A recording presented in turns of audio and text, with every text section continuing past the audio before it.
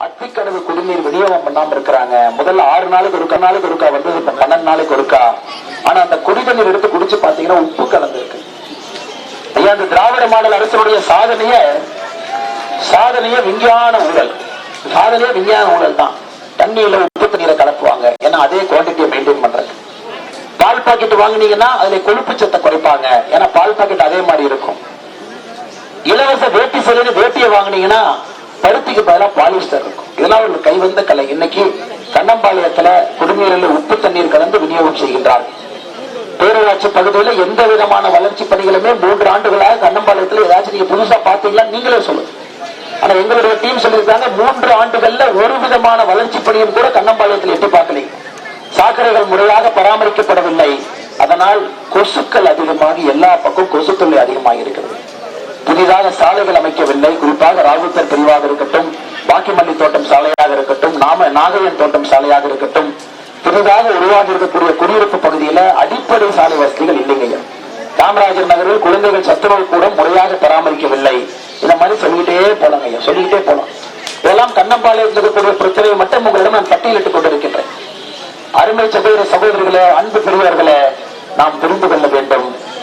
பாரதிய ஜனதா கட்சியை உள்ளே விட வேண்டிய நேரம் வந்துவிட்டது. உள்ள வந்து ஆகும் ஐயா. இதற்கு மேலும் கூட நீங்க பிஜேபி வெளியே வச்சிருந்தீங்கன்னா ரொம்ப தப்பு பண்றாங்க ஐயா. நாமெல்லாம் இதற்கு மேலேயும் பாரதிய ஜனதா கட்சி வெளியே இருந்தால் தமிழகம் அதல பாதாளத்திற்கு போகும். அதனால் இந்த முறை 2024 பாராளுமன்ற தேர்தலில் உங்களுடைய மேலான ஆதரவு பாரத பிரதமர் நரேந்திர மோடி அவருக்கு இருக்க வேண்டும்.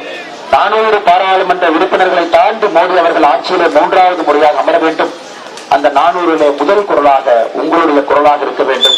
கோயம்புத்தூர் பாராளுமன்ற தொகுதி அந்த 400 முதலாவதாக இருக்க வேண்டும். நேற்று நம்முடைய தேர்தல் வாக்குறுதி கொடுத்திருக்கிறோம் ஐயா. 500 நாட்கள்ல அந்த பேச்சு முடிச்சாங்க. 500 நாட்கள்ல 100 தேர்தல் வாக்குறுதி. அந்த 100 தேர்தல் வாக்குறுதியில் எல்லா பிரச்சனைக்குமான ஒரு அடிப்படை தீர்வு எப்படி கொண்டு வருவோம் என்று சொல்லி இருக்கின்றோம். அது விசைத்தறி கைத்தறி பிரச்சனைக்கான தீர்வு எப்படி அணுக போறோம், அதை தாண்டி விவசாயிகளுக்கான தண்ணீர் பிரச்சனை எப்படி அணுக போறோம், குறிப்பாக இந்த பகுதியினுடைய உள்கட்டமைப்பு வசதிகளை என்ன சரி செய்ய போறது நம்முடைய தேர்தல் அறிக்கையிலே மிக தெளிவார் ஐயா. மற்றவங்களை போல நம்ம சொல்லிட்டு போறது ஐயா, நேரம் கொடுத்து சொல்லி இருக்கின்றோம். 500 நாட்கள்ல 100 தேர்தல் வாக்குறுதியை நிறைவேற்றி காட்டுகின்றோம் என்று. அது கண்ணம்பாளையத்துடைய வளர்ச்சிக்கும் நம்முடைய தேர்தல் அறிக்கை இருக்கிறது. சூழல் பகுதியினுடைய வளர்ச்சிக்கும் நம்முடைய தேர்தல் இருக்கிறது. அன்பு சகோதரர்களே, மறந்து விடாதீர்கள். நாம் செய்ய வேண்டியது இந்த முறை நம்பிக்கையோடு தாமரையின் பக்கம் நாம் இருக்க வேண்டும். நம்பிக்கையோடு உங்கள் வீட்டு பிள்ளை, உங்கள் அன்பு தம்பி அண்ணாமலையோடு நம்பிக்கையோடு நீங்கள் இருக்க வேண்டும். இந்த அண்ணாமலைக்கு நீங்கள் வாக்களித்து வெற்றி பெற செய்து உங்கள் பொருளாக பாராளுமன்றத்தை அனுப்பி வைக்க வேண்டும். நம்முடைய அடிப்படை பிரச்சனைகளாக இருக்கட்டும், அதையும் சரி செய்வோம். 50 ஆண்டுகளாக தீர்க்கப்படாத பிரச்சனை, தண்ணீர் பிரச்சனை, அதையும் சரி செய்வோம். அடுத்த 25 ஆண்டுகளுக்கு என்ன பிரச்சனைகள் வரும் அதற்கு முன்பாகவே நாம் தயாராக இருப்போம். இது நான் உங்களுக்கு கொடுக்கக்கூடிய உறுதிமொழி. அன்பு சகோதரர்களே, குறிப்பாக இளைஞர்கள் நிறைய இருக்கிறார். இளைஞர்களுக்கு நான் ஒரே ஒரு வேண்டுகோள் மட்டும்தான் வைக்கிறேன். இளைஞர்களுக்கு ஒரே ஒரு வேண்டுகோள் மட்டும்தான் வைக்கிறேன். எந்த அளவுக்கு நீங்க உற்சாகமா இருக்கிறீங்களோ அந்த அளவுக்கு நீங்கள் வாக்குப்பதிவு செய்ய வேண்டும் என்பது என்னுடைய அன்பான வேண்டுகோள். நம்முடைய இளைஞர்கள் யார் இருக்கிறீங்க, 7 மணிக்கு முதல் ஓட்டு உங்க ஓட்டா இருக்கும். கண்ணம்பாளையத்து பூத்துல 19ஆம் தேதி காலையில 7 மணிக்கு முதல் ஓட்டு நீங்க போட்டுங்க.